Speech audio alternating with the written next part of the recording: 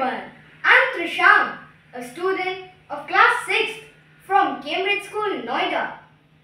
As my mother tongue is Assamese, today I'm very excited and happy to recite a poem on Assamese language in front of you. The name of the poem is Dholi Kona Moi, written by a famous poet from Assam, Chandradhar Barua. Dholi Kona Moi.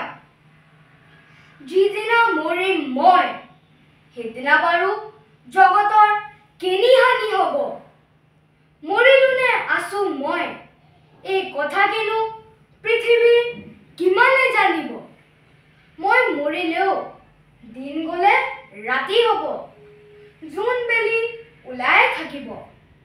Gosot phulibo phul. Bota bolibo.